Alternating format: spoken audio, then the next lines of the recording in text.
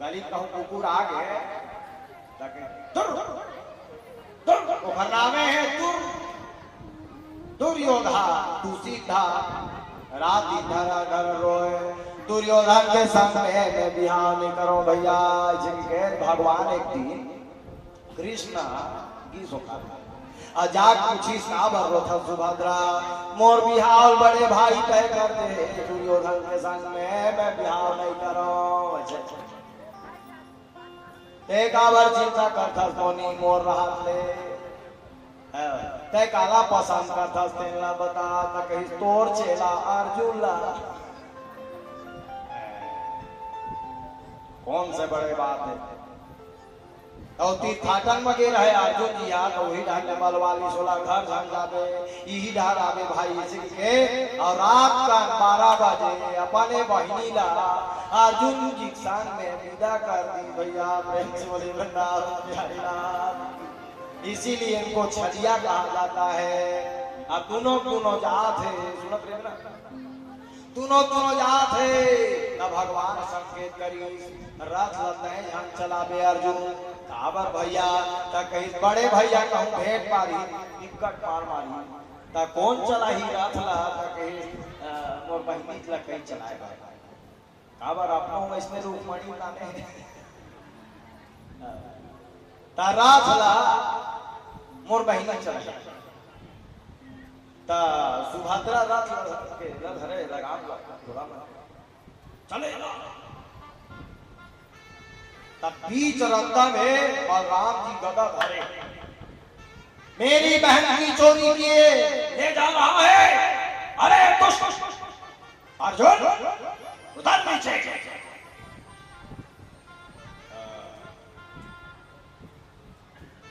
सुभद्रा मैया पीछे भैया शांत हो जाओ रथ ला कोने चला लग बहिनी दे और बहिनी चला थे कि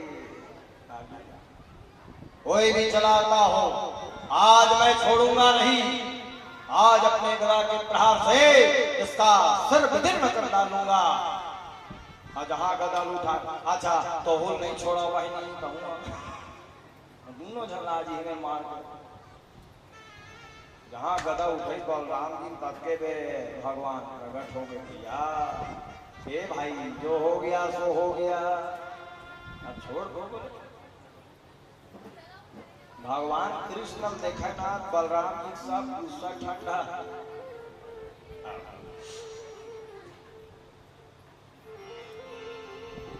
अच्छा लक्ष्मण जी बलराम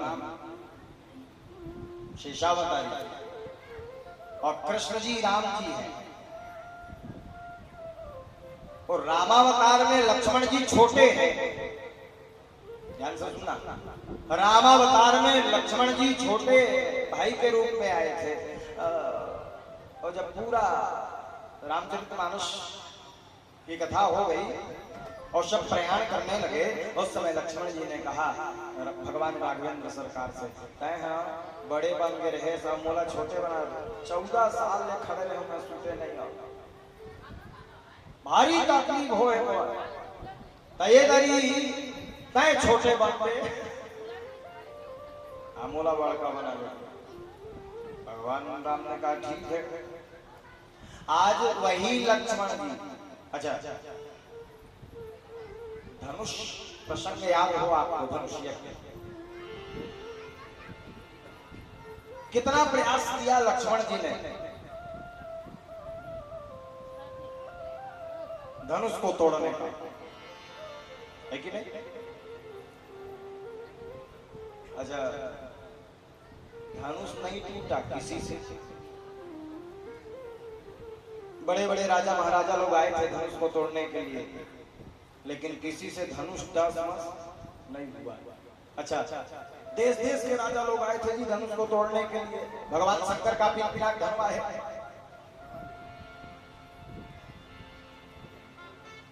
राजा जनक ने प्रतिज्ञा करी थी तोड़े धनुष को बड़े जानकी राव होए की रंग चाहे राजा हो भिखारी हो जो धनुष को तोड़ देगा उसके साथ मैं श्री सीता का विवाह कर दूंगा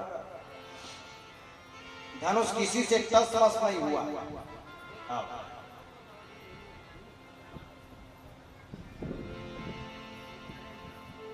अच्छा, धनुष को किसने तोड़ा है? जिसको पता हो हाथ ऊपर करो। मैं बता, राम जी ने। राम जी वाले हाथ ऊपर करो। सभी लोग हैं।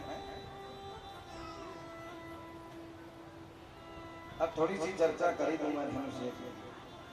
बोलो जय जय श्री राम। तोरे धनुष सो बरे जानकी राव होय की रंग। शंकर जी का पिन-पिना धनवा है। देश देश के राजा लोग आए हैं। कहां के राजा लोग गए थे? ध्यान से सुनना। मेरे परम पूज्य गुरुदेव भगवान कहते थे, काशी कश्मीर खुरासान गुजरात बूंदी धवलपुर भूटिया देश तिलकाने का, जयपुर जोधपुर उदयपुर भरतपुर अब भुआलपुर नरेश सुयश बरसाने का, सप्तद्वीप नवखंड तीन लोक बीच माय अब तपत प्रताप अवधेश बरसाने का। देश देश के राजा लोग गए थे। इसलिए गोस्वामी तुलसीदास जी महाराज चौपाई लिखते हैं कि देश देश के भूपति ना, देश देश के भूपति ना, देश देश के भूपति नाना। कहां से राजा लोग गए? मुझको लगता है लावातोरा चमारी से भी गए थे। गेरिस के नहीं गेरिस चंदू भैया नहीं गेरिस है। मैं कहा था गेरिस गेरिस ही। अच्छा, गोस्वामी जी के भेद देखिएगा। देश देश के, अच्छा ये देश में भारत देश आते नहीं आते। अच्छा, भारत देश में छत्तीसगढ़ आते नहीं आते। छत्तीसगढ़ में चमारी आते गेरी सोई में गेरी सोई। गोस्वामी जी सोची तो करते कल लिखो मैं गांव गांव ते कर सकते देश हो सकते चमारी गेरी सोई। देश देश भूपति नाना। और वहां राजा बन जाए, रबड़ी रसमलाई चमचम रसगुल्ला खाए।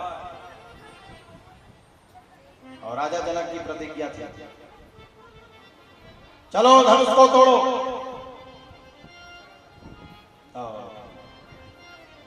राम जी लक्ष्मण जी और गुरु जी ऊपर में बैठे हैं। सब मंचन ते मंच एक सुंदर विशद विशाल। जहां धनुष तोड़ने की बारी आई तो एक राजा उठा, मूंछों में ताव दिया, मैं तोड़ लूंगा। दूजन द्वारपाल में खड़े रहे से डंडा धरे। कहा जात हो महाराज, तुमको मालूम नहीं है हम धनुष तोड़ने आए हैं? हम मालूम है, लेकिन एक बात है, थोड़ा बल को तौलवा लेते महाराज। हमको यदि लगेगा कि आप धनुष तोड़ पाओगे तो भीतर में जाना, नहीं तो फिर जाने का कोई मतलब नहीं है। थोड़ा बल तौलवा लेते हैं। राजा था, राजा ने कहा बल तौलने की बात करते हो? उल्लू सम बक बक करें, उल्लू सम बक बक करें, अब बंदी निपट गवार, भूधर सम भुजाए निरखे क्यों न हमार। मेरे पहाड़ जैसे भुजाओं को नहीं देखता? अभी भी तुझको शंका है कि मैं धनुष नहीं उठा पाऊंगा? अंदर गया और धनुष को उठाया। उठाते उठाते पसीने से लथपथ हो गया। धनुष से मस नहीं हुआ। पानी पिया, नाश्ता वास्ता किया, और फिर धनुष को उठाया। दस से मस नहीं हुआ धनुष। जेन मन हम बल तौले बार कह रहे हैं बंदी, तेन मन फेर की एक हाथ से धनुष नहीं उठा, भारी बड़ाई मार के गेरी से लड्डू समाज के गेरी से लड्डू धनुष लड्डू समाज के गेरी से लड्डू नहीं निकली इस नारियल के खतौली हाथ आने से लाखे धराऊं धराऊं पकड़ो धराऊं धराऊं पकड़ो इन्हें अब बैठारो बच्चा लड्डू खाने थे गए और लगे नारियल खान।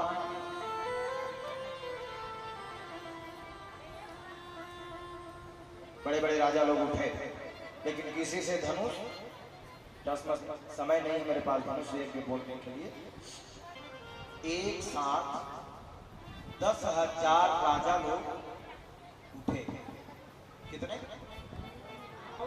उठे और धनुष को तोड़ना प्रारंभ किया, उठाना शुरू किया। चौपाई पढ़े आप।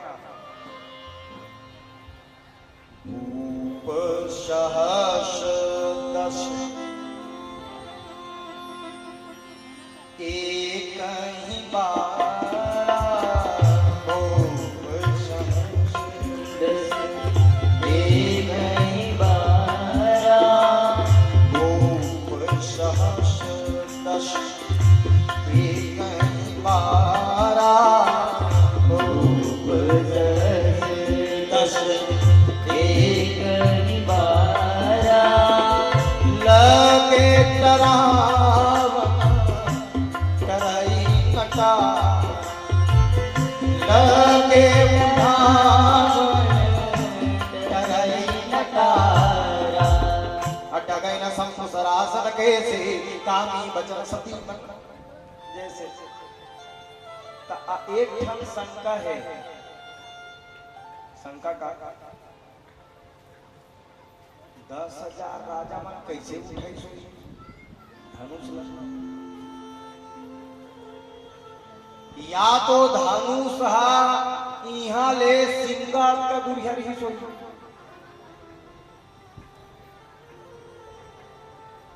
और नहीं ता ओ जमाना राजा मन माछी बरोबर तभी नार पई नहीं गए।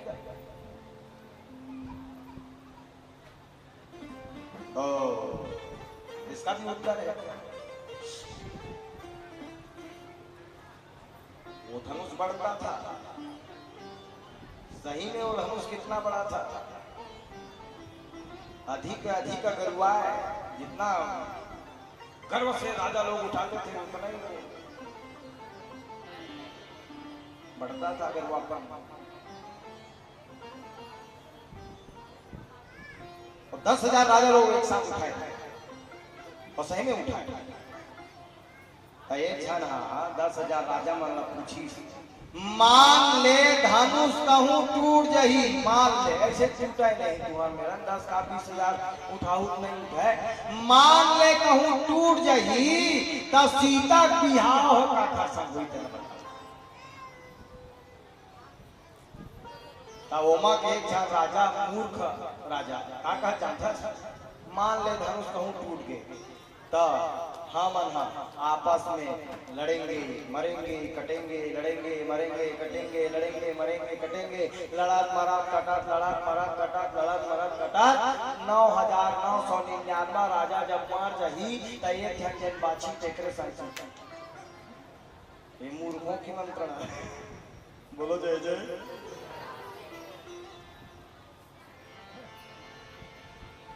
मैं आपको प्रश्न में ला रहा हूं, किसी से नहीं टूटा धनुष। राजा जनक की आंखें लाल हो गई। राजा जनक ने कहा कि इतने राजा लोग जो आए थे केवल खाने आए थे, 4-4 महीना हो गया, बड़ा पूड़ी भजिया रबड़ी रसमलाई चमचम रसगुल्ला 56 प्रकार का व्यंजन खा खा के मोटे हो के बैठे हो। अब जब धनुष तोड़ने की बारी आई तो सबका सिर आज के बाद अपने नाम के आगे कोई श्री और अपने नाम के पीछे कोई सिंह शब्द का प्रयोग नहीं करेगा। अब जनी को माखे हट मानी वीर विहीन मही में जानी आज के बाद कोई वीर नहीं। मैं जान गया ये पृथ्वी वीरों से खाली है। किसी से धनुष नहीं टूट रहा है। कल सुनना है भैया, वीर विहीन मही में जानी इतना सुनना था, लक्ष्मण जी की आंखें लाल हो गई। 303 AK-47 बंदूक की गोली, लखनलाल बमला।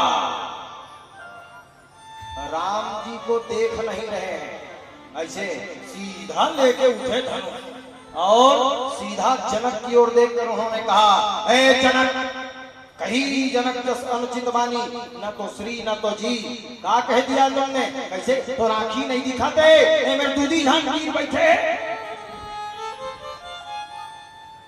एती रघुवीर, एती लखनवीर।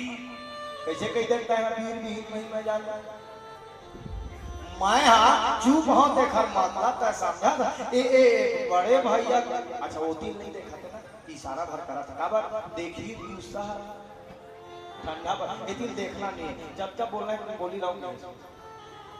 एक सती चुप हाँ आता है, बोले जाओ था बड़ बड़ बड़ बड़। कैसे कह दिया वीर वीर? यहाँ रघुवीर बैठे हैं और यहाँ लखन वीर बैठे हैं। वीर विहीन महीन में जाइए तोला तो राज चला। एक के हाथ में उठा पलट होता है, धनुष के बाद कर एक हाथ में इसे उठा पलट दो। अच्छा तोरा छत्र दंड जी तव प्रताप, मोर प्रताप नहीं है खर प्रताप, तव प्रताप बलनाथ। आओ कच्चे घड़े के समान तेरे राज्य को मसल सकता हूं। अड़ो तो चौपाई, कांचे घट जिम्मेदारों। 8वां दिन है, 8वें दिन की कथा। यदुवंशियों को श्राप लगा है। अच्छा आज की कथा जो सुनते हैं ना, 7 दिन तक जो कथा नहीं सुने हैं वो आज यदि कथा सुनते हैं तो 7 दिन के कथा श्रवण का लाभ मिल जाता है। बोलो जय जय श्री राम।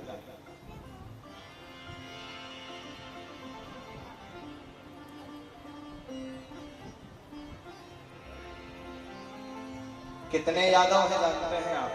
भगवान का कितना लंबा चौड़ा परिवार है। असंख्य यदुवंशी थे, असंख्य। अच्छा भगवान के परिवार जो सबके सब नष्ट हो गए, उसका कारण जानते हैं आप? उसका मुख्य कारण है शराब, मदिरा।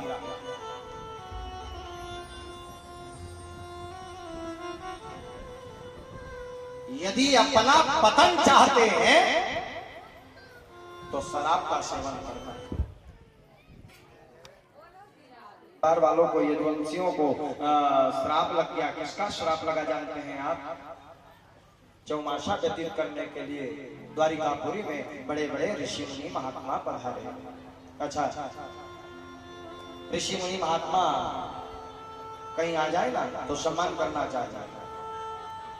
अच्छा आचरण से चाहे जैसा भी रहे, तो वेश यदि कहीं साधु का है ना तो वेश का सम्मान करना। तो बड़े बड़े ऋषि मुनि महात्मा पधारे। हर साल आते थे, भगवान कृष्ण भोजन की व्यवस्था किया करते थे, दाल चावल की व्यवस्था किया करते थे। आज भगवान ने अपने पुत्र को भेजा। उनके पुत्र का नाम है सांब। क्या नाम है? सांब से उन्होंने कहा जाओ दाल चावल लेकर के जाओ और ऋषियों को प्रदान करना। सांब मन में विचार करने लगा, ये साधु लोग आते हैं, हर साल आते हैं और मेरे पिताजी के संपत्ति को खाकर 9 2 11 हो जाते हैं। सही में ये लोग साधु हैं कि नहीं है?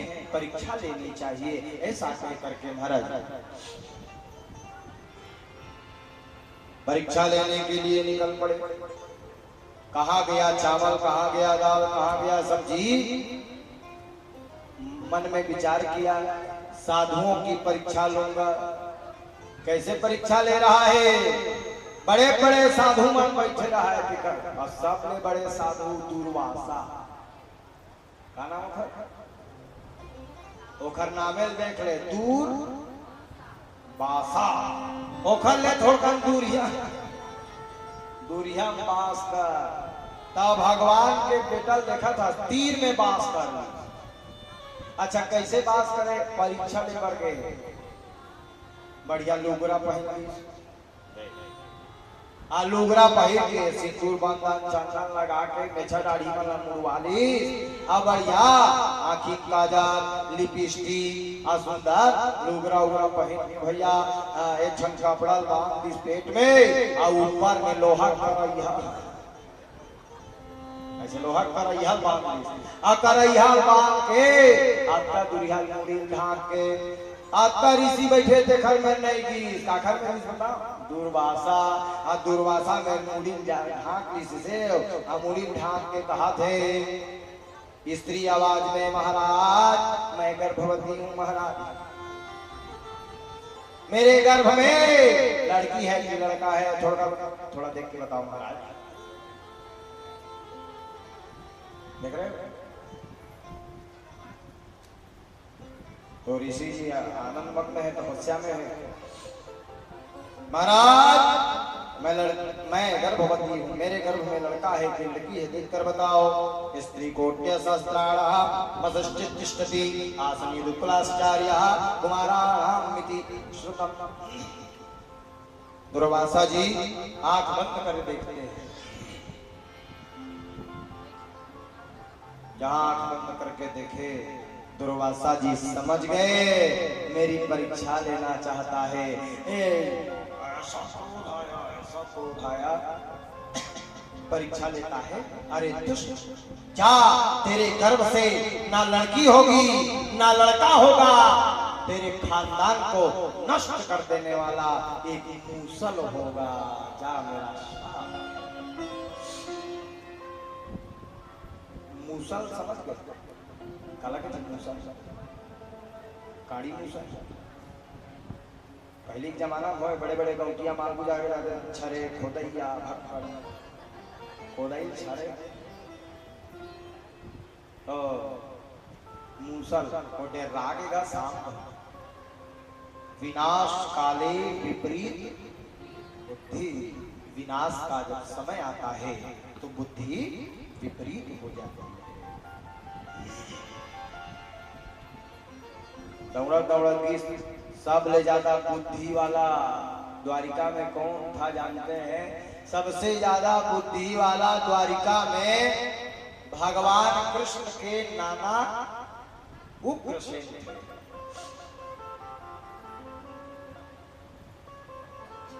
कपड़ा निकाल के देखिएगा करैया गायब,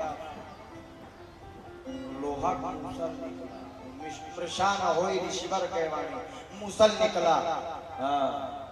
ऐसी ऐसी घटना है।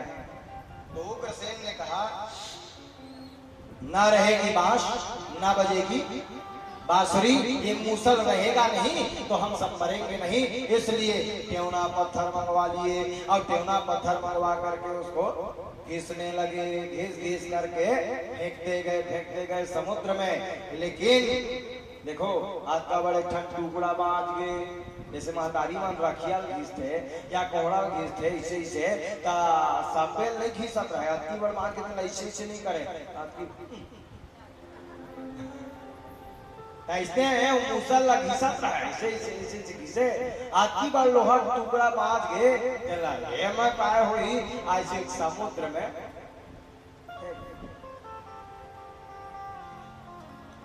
समुद्र में फेंके हैं महाराज।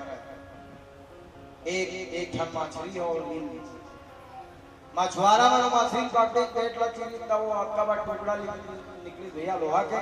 तब वही जंगल में जन शिकारी रहे तेल दे दी सोले ए तो कुछ काम आई था। तब वो अच्छा खींच कैसे बढ़िया भाग करके वो शिकारी अपन बाण में लगा। और जो लोहा खींच खींच के फेंक रहा है ते लोहा में से ऐसे घास उत्पन्न हुई। घास, कौन सा घास जानते हैं? पटील। कौन सा घास? और तरिया किनारे किनारे में थे जेखर दोनों ढार धार रहे थे, एहू ढार धार हो ढार धार। पहली जमाना में खूब धार रहे, अब धीरे धीरे कम हो जाता। आज भी धार अच्छा कम से घर खींचते ना धाते कटा मुसल एक एक घास में मुसल का आकृति दिखलाई पड़ा। श्राप लग गया। कभी कभी हम ऐसा कर्म कर जाते हैं जिसके कारण हमको स्वयं को लज्जित होना पड़ता है।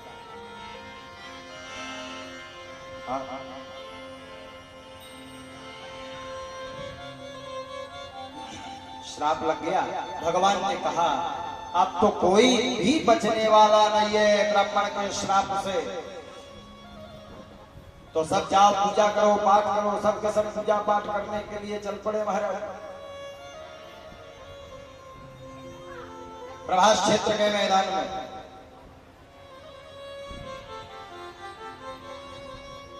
और पूजा करें, पाठ करें।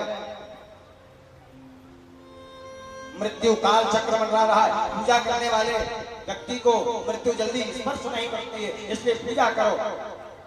भगवान ने अपने परिवार वालों को पूजा करने के लिए भेजा था, लेकिन भगवान के परिवार वाले करते क्या थे जानते हैं? दिन भर पूजा करें, दिन भर सुबह से लेकर शाम तक। और जहां शाम हुआ महाराज तो एक स्वर्ग लोक का शराब है, उस शराब का नाम लिखा है भागवत में। उस शराब को कहते हैं पपुहमैर्य। उस शराब को मंगाते और मंगाकर पीते। जहां नशा चढ़ता ना तो आपस में झगड़ा प्रारंभ हो जाता। यही मृत्यु का कारण हुआ, यादवों के विनाश का कारण हुआ ये शराब। इसलिए मेरा निवेदन है, मैंने शुरू दिन भी कहा था, आवाज भी कह रहा हूं, चमारी में जितने लोग ऐसे वाले होंगे, आज चढ़ोतरी है, चढ़ा दो, कम से कम मोरो काम आए।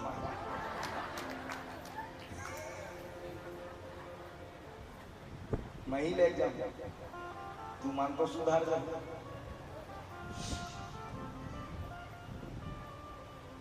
शराब दुनिया में सबसे खराब है। मैं इस व्यासपीठ से निवेदन कर रहा हूं, हाथ जोड़कर निवेदन है, शराब पीकर भगवान के परिवार वाले नहीं बच पाए तो आपको कोई माई का लाल संसार में नहीं बचा सकता, नष्ट हो जाओगे नष्ट। इसलिए शराब का परित्याग करके मानो तो ठीक, ना मानो तो ठीक। भैया आज बस है, कल यहाँ से 9 तो 11 हो जाएंगे, लेकिन मेरी बात याद रखना, शराबी व्यक्ति कभी किसी का नहीं होता है। भगवान का परिवार क्यों नष्ट हुआ? केवल मदिरा। इसलिए कभी मदिरा का सेवन मत करना।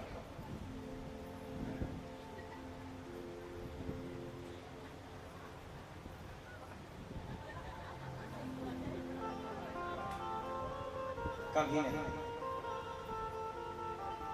शराबी व्यक्ति कभी अपना नहीं हो सकता।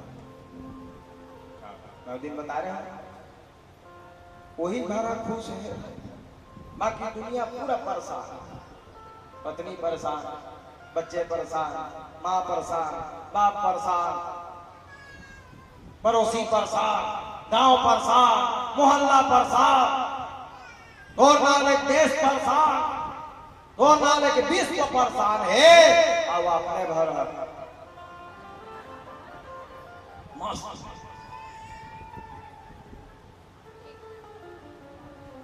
अब सरकार ने कहा है सरकार हम बहुत जगह जगह खोला था, अब वही तो खर राज चला था।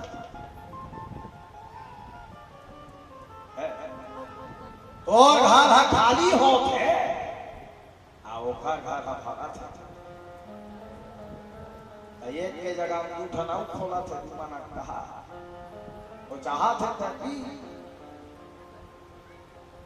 मोर बात थोड़ा बुरा लग सका था। नेता मन के कामे होते थे, जनता गरीब बनाना। वो भले चुनाव आते तो बड़े बड़े वादा करते, हम ऐसा करेंगे, हम ऐसा कर देंगे, लेकिन जनता नहीं चाहती, सरकार नहीं चाहती कि आप अमीर हो जाओ। और यदि सरकार चाहती कि आप अमीर हो जाओ तो शराब का दुकान बंद कर देते। चाहती है कि आप गरीब हो जाओ, आपका घर बर्बाद हो जाए, आपका परिवार बर्बाद हो जाए। मैं खुले मन से कह रहा हूं, जिस दिन छत्तीसगढ़ में शराब बंद हो जाएगा पूर्ण रूप से, शराब ही नहीं मिलेगा तो लोग पिएंगे कहां से? लोग पिएंगे नहीं तो घर बर्बाद कैसे होगा? इसलिए आपको बर्बाद करने में आने जाने वाले जितने सरकार है ना, इनका हाथ है। बोलो जय जय श्री राधे। और आपके एक वोट में पावर है। मैं किसी सत्ता का पक्षधर नहीं हूँ, ना मुझको बीजेपी से लेना मतलब है, ना मुझको कांग्रेस से लेना है, मैं कोई पार्टी विशेष का नहीं हूँ, लेकिन आप सबसे निवेदन करने आया हूँ, जिस दिन आप एकजुट हो जाइएगा ना उस दिन, क्योंकि आज प्रजातंत्र है, राजतंत्र नहीं है। आज राजा वो नहीं है जो बैठा है, वो राजा नहीं है। आज के राजा, आज की राजा जनता है। आप जो फैसला करोगे ना वही होगा।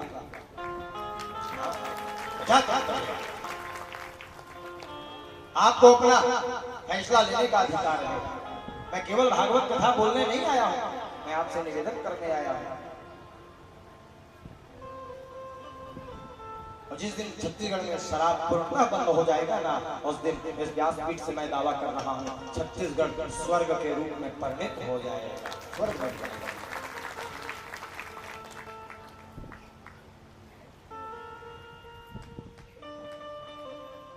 लेकिन नहीं होगा।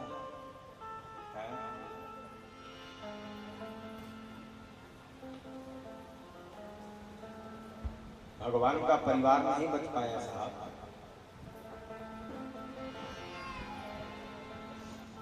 रोज सुबह पूजा करें और शाम को सब लोग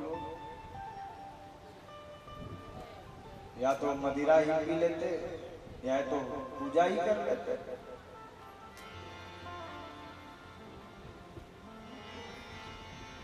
और गुरु दादा बढ़िया कविता लिखे हैं नेता मनवा। शक्कर लखा दिस चाटा भैया, तेल लपी दिस मुसुआ। शक्कर लखा दिस चाटा भैया, तेल लपी दिस मुसुआ। अब मनखे हो गए रिंगी चिंगी, नेता हो गए कुसुआ। दूधी दाना गहूं बांटा थे, थोथना चटका लो। दूधी दाना गहूं बांटा, थोथना चटका लो। अब हमरे कमाई पेटला नेता मान चारे तीन मटका लो। आप तो रूधा नहीं तो भैया भूखन मरबो ना। अब तो सोचो छत्तीसगढ़िया कैसे करबो ना। जोकवा सही मन पकड़े, पीरा सही के दुखला सही के कुकरी बारिशगार। गाल लखाई कुकुर कौवा बुहाने धारो धार। अब भूंजे मछली दहाड़ा में कूदे, ए भूंजे मछली दहाड़ा में कूदे, काला धरबो ना। अब तो सोचो छत्तीसगढ़िया कैसे करबो। आपको सोचना है, आपको समझना है।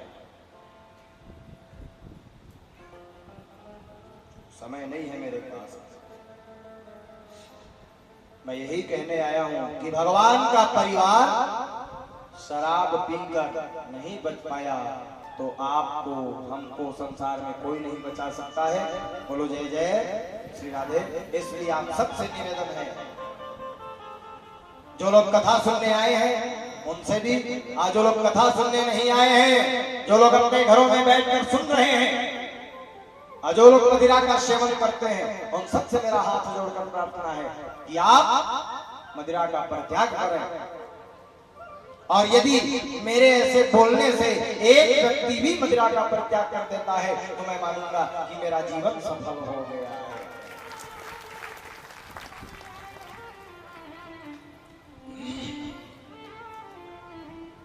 देख रहे हो असंख्य यदुवंशी आपस में लड़ रहे हैं, और जहां मदिरा का नशा चढ़े वही जेनो पटील धार वाले वही निकाल के आपस में लड़ना शुरू कर दी। भैया मारो काटो मारो काटो मारो, रक्त की धार बह गई प्रभात क्षेत्र में। और 13 दिन का पाठ पड़ा, 13 दिन का पाठ पड़ा। त्रयोदश दिनानि पक्षे यादवानां निधनम गताः। 13 दिन के पाठ में सारे यादव आपस में लड़ के कट के मर गए। बोलो जय जय। भगवान बलराम जी को भी धक्का मार के निकाल दिए। बलराम जी ने कहा कि लोग बचने वाले नहीं। भगवान कृष्ण ने देखा मेरा परिवार आपस में लड़ रहा है, तो एक वृक्ष है द्वारिकापुरी में, आज भी वो वृक्ष है, अस्वस्थ वृक्ष, उसके नीचे में त्रिभंगी आकार में बैठ गए। त्रिभंगी आकार, आदमी जब कुछ सोचता है ना तो एक पांव को दूसरे पांव में रखकर सोचता है। तो भगवान सोच रहे हैं कहां से कहां पहुंच गया, कहां गया माँ के हाथ का दूध, कहां गया माँ के हाथ का दही, कहां गया वो माँ का प्रेम, कहां 16,000 रानियों के चक्कर में फंस गया, कहां से कहां पहुंच गया, सोच रहे हैं। अस्वस्थ वृक्ष के नीचे बैठे हैं। उसी जंगल में एक जरा नाम का व्याध घूम रहा था। जरा नाम का एक शिकारी घूम रहा था जो शिकार खोज रहा था। और भगवान बहुत दिन से बैठे थे, इसलिए वो अस्वस्थ वृक्ष का जो पत्ता है भगवान के पूरे पांव में जमा हो गए थे। अच्छा, वो पैर बस दिखाई दे रहा था इतना, बाकी पत्ते ढके थे, पैर बस दिखाई दे रहा था।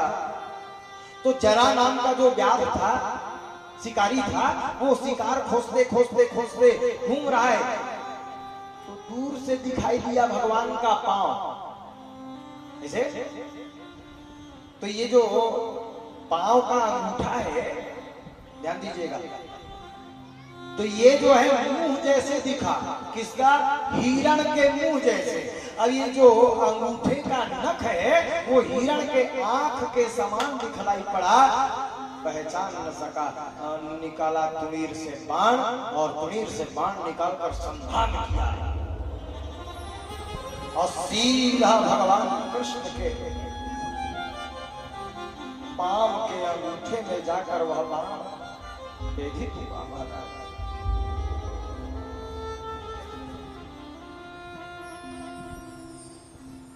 ऐसे संसार में कोई बाण नहीं बना है जो भगवान के पांव का भेदन कर सके।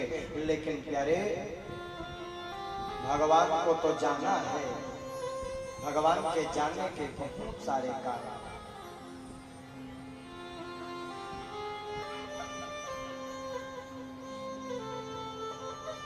भगवान को जाना है और भगवान उस बाण को स्वीकार करते हैं।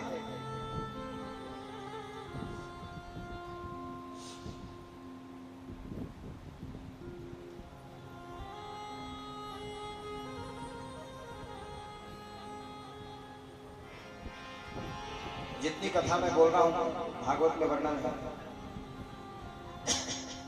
अजानता कृतमिदं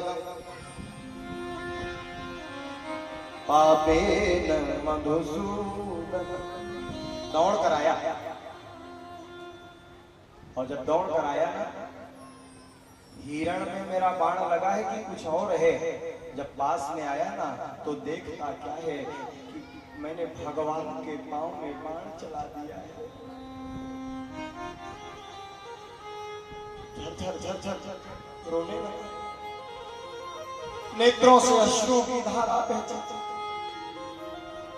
कितना बड़ा भागा हूं मैं, कितना बड़ा पापी हूं मैं, जो आज मैंने भगवान के पांव में बाण चला दिया। रो रहा है। अजानता कृतमिदं पापेन मधुसूदन, अनजाने में मैंने बाण चलाया प्रभु, मुझसे बड़ी भूल हो गई।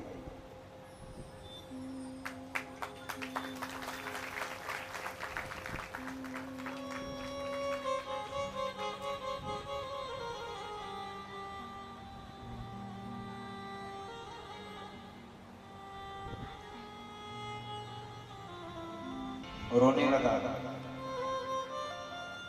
दुनिया में जब इतिहास लिखा जाएगा तो लोग मुझको कहेंगे ये भागा, इसी ने भगवान को मारा। प्रभु मुझसे बड़ी भूल हो गई। चरणों को पकड़कर रोने लगा। लोग कहेंगे कि इसी ने भगवान को मारा है, उससे बड़ी भूल हो गई। क्षमा त्राहिमाम शरणागत वत्सल, चरणों में दंडवत प्रणिपात हो गया। तो भगवान ने उसको उठाया और उठाकर कहने लगे, ए जरा पश्चाताप मत कर, तेरा कोई दोष नहीं है, इसमें मेरा अपना दोष है।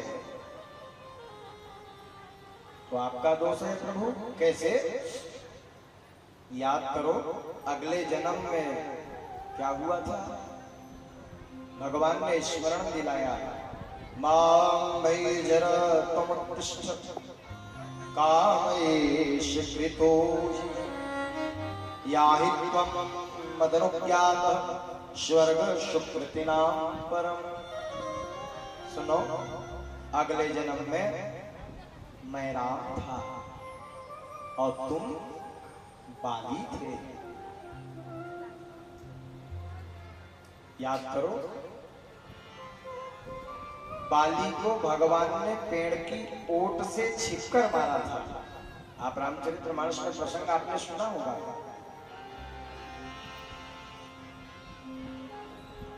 सुग्रीव से भगवान राम की मिताई भई और बाली को पेड़ की ओट से छिपकर मारा, और जहां बाण लगा बाली के सीने में तो बाली रोते हुए कहने लगा, राम दुनिया के लोग उनको भगवान कहते हैं, आपने मुझको बाण से मार दिया, छिपकर मारा। मानता हूं मैं पापी हूं,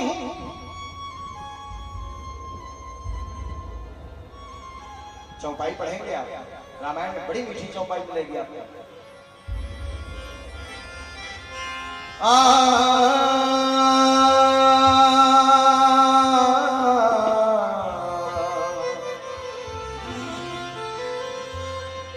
मैं बैरी सुग्रीव पिया, मैं बैरी सुग्रीव, दो भाई है बाली और सुग्रीव। मैं बैरी हो गया और सुग्रीव प्यारा हो गया। मैं बैरी सुग्रीव प्यारा,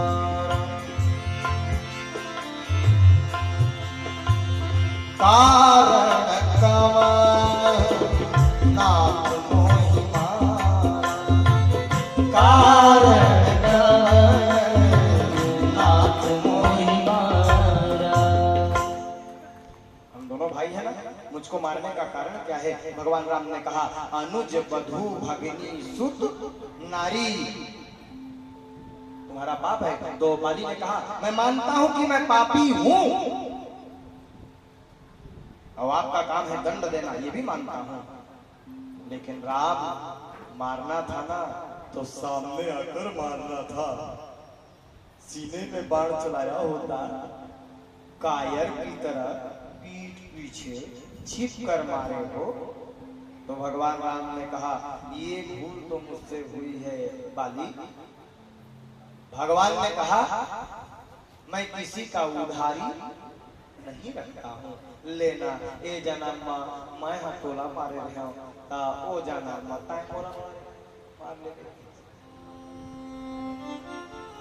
तो उसी बाली को जरा नाम का प्यार भगवान ने बना दिया। मैं इस व्यासपीठ से आपसे निवेदन कर रहा हूं कि भगवान कभी किसी का उधारी नहीं रखते। धर्म में किया गया धन का खर्च किसी ने हमको अभी 500 दिया है, अच्छा हमको क्या भगवान ने चढ़ा दिया, भगवान को भगवान के ओढ़र हम मिल गए, लेकिन उन्होंने तो भगवान को दिया ना। और व्यासपीठ से घोषणा करता हूं, धर्म में यदि आप जितना भी धन खर्च करेंगे ना, उसका एक एक पाई का हिस्सा भगवान हिसाब करेंगे। आप भागवत का खर्च हिसाब करके रखना। धर्म सिंह जी, मैं परदेसिया ब्राह्मण नहीं हूं, मैं छत्तीसगढ़िया हूं, ज्यादा दूर में नहीं रहता, पंडरबड्ढा मेरा मकान है। हिसाब करके रखना, एक वर्ष के भीतर आपको जितना आपने खर्च किया उसका दुगना मिलेगा। ये व्यासपीठ से मेरा दावा है। धर्म में किया गया धन का खर्च डबल होगा भगवान। हाँ, चाहे प्रेम हो, चाहे धन हो, चाहे शत्रुता हो, भगवान से जो दोगे तो दुगना भगवान लौटाते हैं। बोलो जय जय।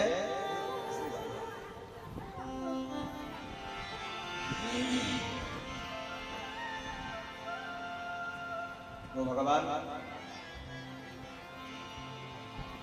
ने कहा चिंता मत कर ऐ जरा। इस प्रकार भगवान अर्जुन जी से कहने लगे अब मेरे भी जाने का समय हो रहा है अर्जुन। अच्छा, अर्जुन जी ने भगवान को कहा तय हम भगवान तय नहीं जाबे तब कुछ बात नहीं बिगड़े, मत जा प्रभु, तोर बिना संसार सुना।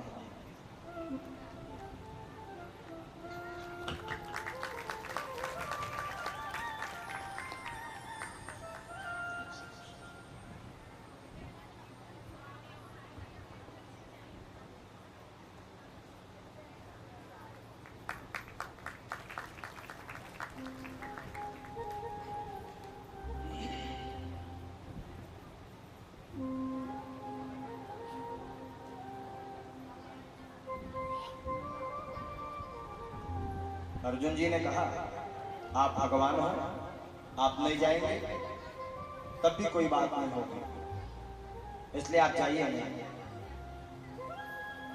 तो भगवान ने कहा अर्जुन ये संसार है और संसार में भांति भांति के लोग हैं।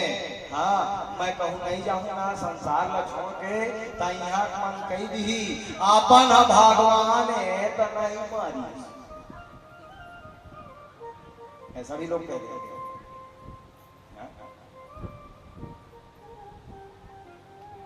अर्जुन बार बार कह रहे हैं भगवान प्रभु आप मत जाओ, आप तो सक्षम हैं, आप यहीं रह जाओ। भगवान ने बार बार समझाया अर्जुन जी को, यहाँ के लोग बोलने में कभी कोताही। अच्छा देखो, मान ले खंड सरक कहूँ भगवान उतर दे कि मैं जाऊँ नहीं, देखे दर्शन करे कई जन मन दर्शन करे बर जाही, कई जन मन नरियल चढ़ाए बर जाही, कई जन मन केरा मुसब्बी सेव चढ़ाए, कई जन मन पैसा चढ़ाए बर जाही, कई जन मन अपन समस्या ले जाही, कई जन मन झगड़ा करे बर जाही। मैं मुर्तजन मार डाले तो हिम्मत कैसे हुई तुम्हारे? होता कि नहीं होता? अच्छा भगवान रहते तो होता कि नहीं होता? होता। भगवान जाना तुम्हीं से एक कलयुगी आदमी ना कभी भी कुछ भी कर सका, इसीलिए भगवान कलयुग से विदा ले लेते हैं। बोलो जय जय श्री राधे। और अर्जुन जी से भगवान ने कहा मेरे जाने के बाद मेरी 16,000 पत्नियों को हस्तिनापुर ले जाना, और हस्तिनापुर ले जाना। और सबके देखते ही देखते भगवान के शरीर से एक तेज दिव्य ज्योति का प्राकट होता है। सबसे पहले भगवान की चरण पादुका चली, भगवान का रथ चला, भगवान का चक्र सुदर्शन चला, और सबके देखते ही देखते भगवान के शरीर से एक दिव्य ज्योति का प्राकट्य हुआ और आकाश मंडल में जाकर के आच्छादित हो जाती है।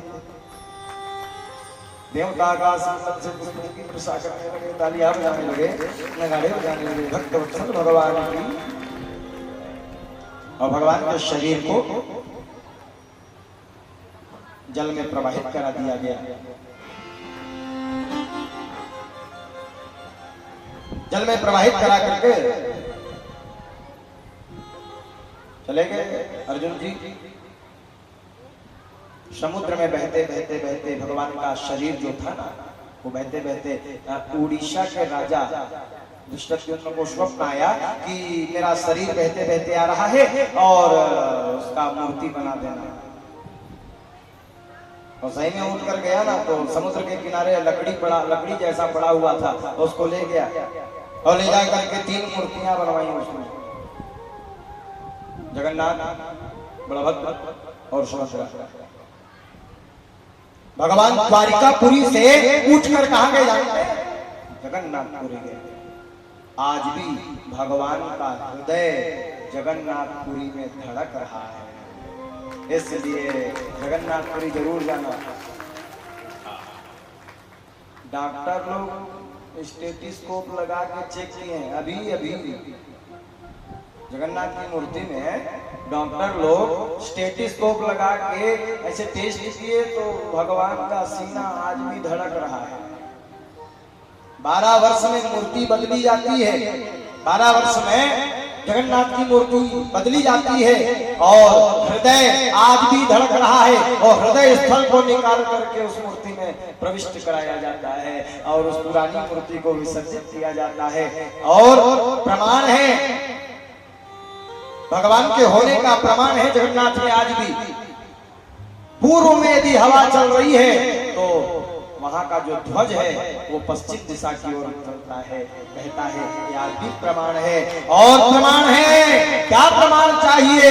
देखो आपसे निवेदन है, 7 हंडी चढ़ाओ, आप 7 हंडी चढ़ाओ चूल्हे में, 1 2 3 4 5 6 7। नीचे वाला पहले पकेगा कि ऊपर वाला? आप पकाओगे तो सबसे पहले नीचे वाला पकेगा, हैं? और वहां का प्रमाण है, आज भी प्रमाण है, ऊपर की हंडी पहले पकती है और सबसे आखिरी में नीचे की हंडी पकती है। बोलो जय जय श्री राधे। ये भी प्रमाण है। और कितना प्रमाण चाहिए साहब? भगवान का स्वधाम गमन हुआ और कलयुग आया है, कलयुग पहुंचा।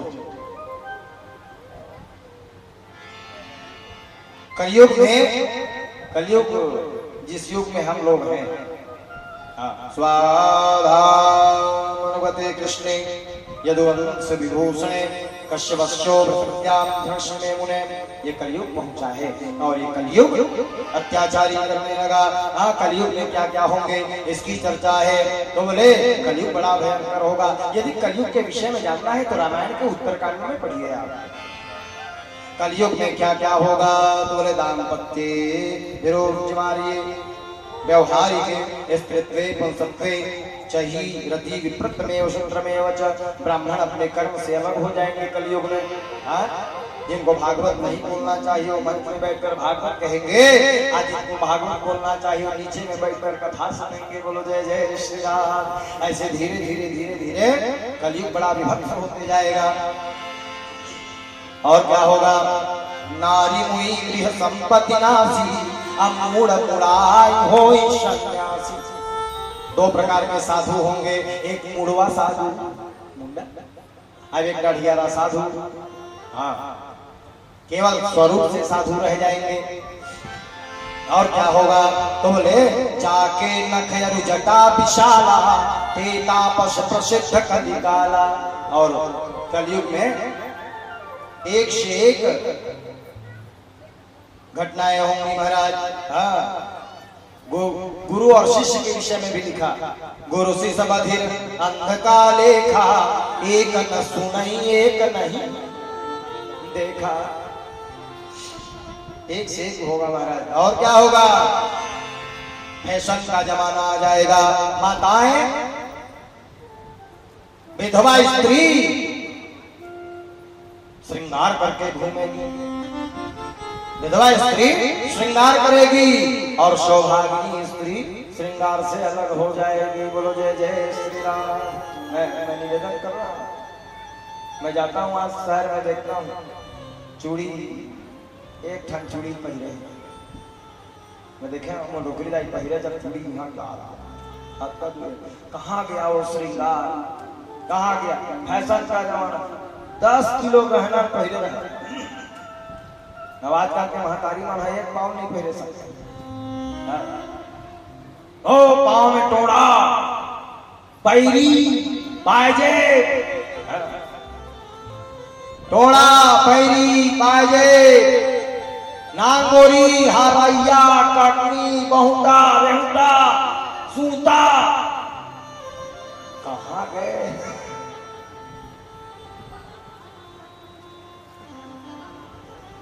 आजकल देखे लुगरा पहने हमारे आजकल के मन 6 लाख 3-4 लाख गाड़ी जमाना। अब आजकल ओला तो छोड़, एक ठन चूड़ी, एक बार चूड़ी चलिए घड़ी भाला पहले है, अब एक ठन चूड़ी लगता चुंदी कटवा ही कटना सूरपन आखा बरोबर। सौभाग्यवती स्त्री को बाल नहीं कटाने चाहिए।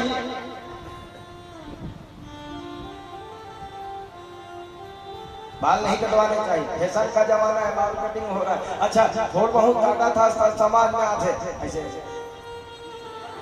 वो समाज में आते क्या पूरा काट डाले। मैं देखे वो शहर में आजकल शुरू हो गए। हाँ, वाह एक जन बाहिर ले तेना सीखो डरी। हाँ, अपन नान चुदी चुरा बरोबर पास नाम नहीं लेना था हम, तुम जाना था। आज 70 साल में उम्र राज करी, वही देख देख के हाँ अपनों घुंघरालू आदमी पर रखे की बात। स्त्री की सुंदरता उसके बालों से है, लेकिन कौन कहा भैया कई देर केस हो जाएंगे, लेकिन हम डरने वाले नहीं है। माताओं की सुंदरता उसके केस से है, कभी बाल नहीं कटवाने चाहिए। कहां जा रहा है मेरा देश? हाथ में चूड़ी नहीं लिखा है। अच्छा ये जो आज हुआ थे तेला रामायण गोस्वामी जी कई हजार साल पहले लिखी, पढ़ो तो चौपाई। सौभागिनी विभूषण सौभागिनी विभूषण विधवन का श्रृंगार करीना, विधवन का श्रृंगार करीना। विधवा संसार होगा। हाँ, रंग रंग के फैशन निकले तो समझे नहीं आया भैया।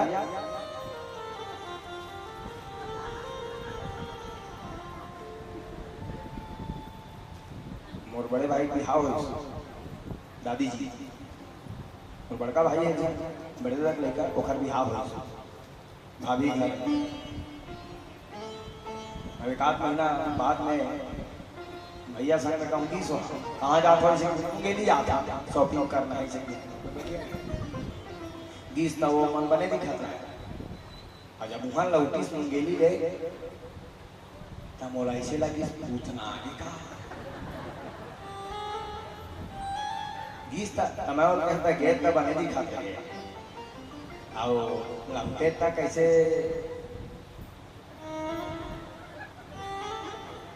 अच्छा याद तो समझ आता ये में काय लगा रहा है बड़ा विचित्र दिखेगा। दिन में बताया ना साबुन में कक्को उजरा लो कोयला उज्जा नहीं हो किसान किसान के फैशन में मनखे सुधार नहीं हो हाथी कक्को दुबरा रही फिर भैंसा सुबा भैंसा रही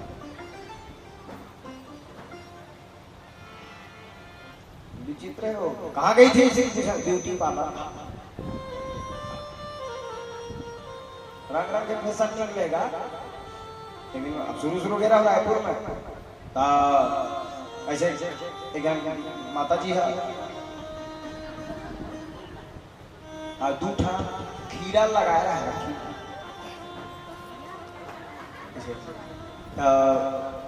मैं महाराजी ने लगे हूँ ये नवा फैशन है का खीरा वाला चश्मा लगाना है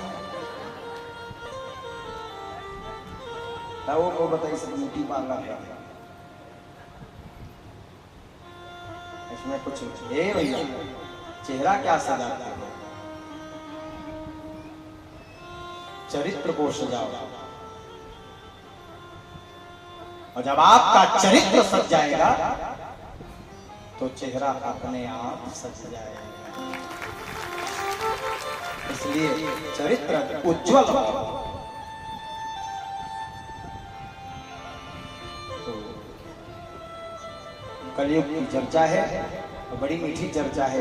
कलयुग में और का क्या होगा तो बोले सब फलों की आकृति छोटी पड़ जाएगी फूलों की आकृति फूलों में खुशबू नहीं रहेगा फलों में रस नहीं रहेगा कलयुग का घोर प्रभाव होगा। फल जो है उसमें विटामिन नहीं रहेगा